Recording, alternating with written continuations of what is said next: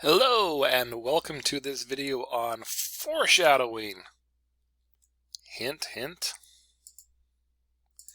When it comes to writing, foreshadowing is a common literary device that gives readers a hint of what's to come in future scenes. So for an example, you may have someone notice a big cloud overhead. And that's a big cloud, and then later on they get stuck out in the rain and they think, oh, I should have seen that coming.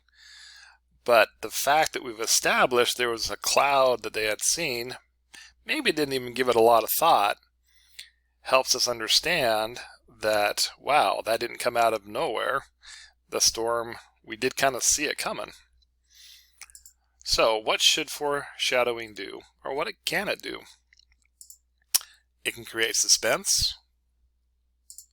It can build anticipation, and it can set up the mood without revealing the plot.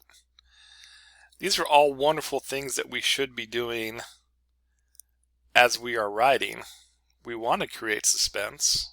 We want to build anticipation, because this is what helps drive the story forward and keeps the reader engaged. Setting up the mood is also very important, because depending on what kind of book we are writing, we want to have the reader actually feel something aside from boredom. So let's take a look at some examples of foreshadowing. I'm going to look at two of the books that I wrote and some examples of foreshadowing that I did. So the first one is from my very first book, The Hidden Sun. So in this story, I used a lot of motifs around the sun, around rain, around clouds, and stuff like that.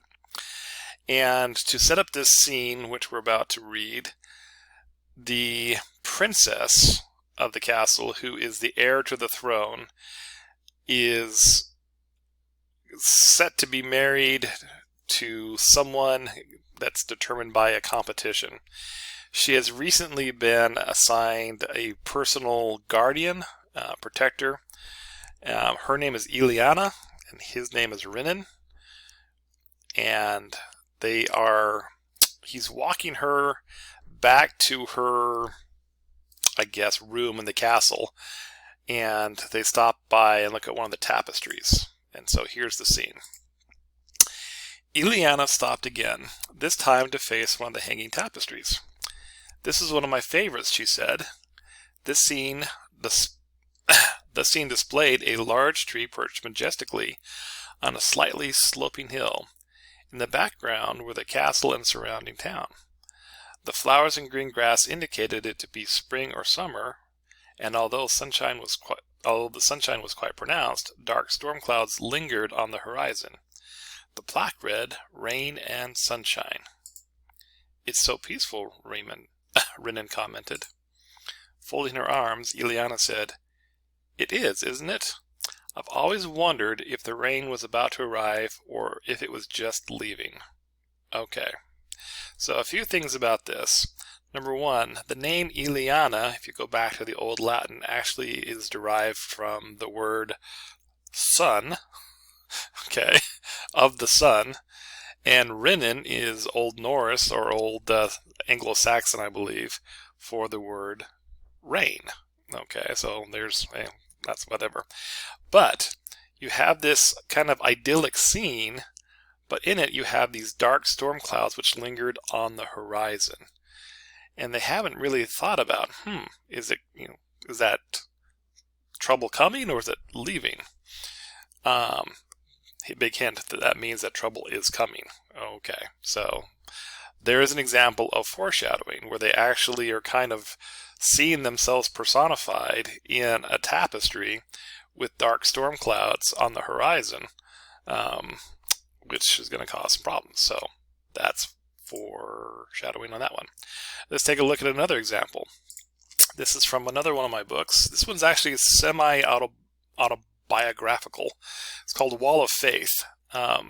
When I was younger, I served a church mission in Mexico.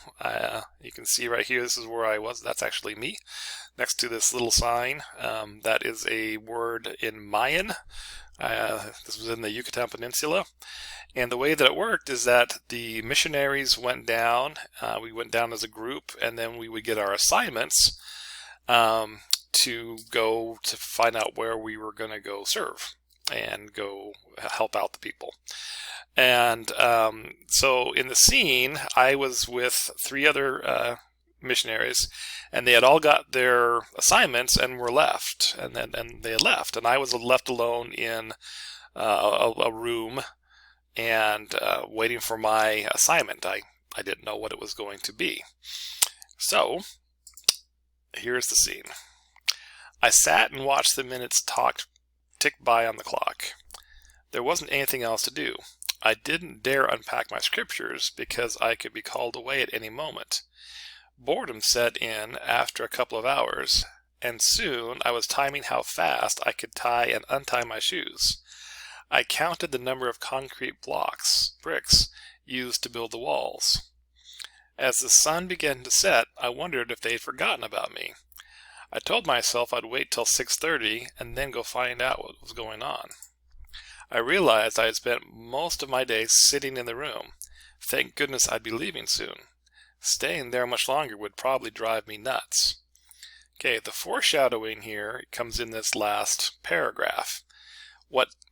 Kind of a big spoiler alert. What actually happened to me was several weeks later, I did get a call to go to work in Zemul, and several weeks later I was hit by a car, which screwed up my knee pretty badly, and I had to come back to this same room. They had put me in a cast from my hip to my ankle, and I was supposed to wear it for 6 weeks, and I wasn't supposed to leave this room. And in the process of staying in this room and not being able to leave, and really having nothing to do, really wreaked havoc on my mental health.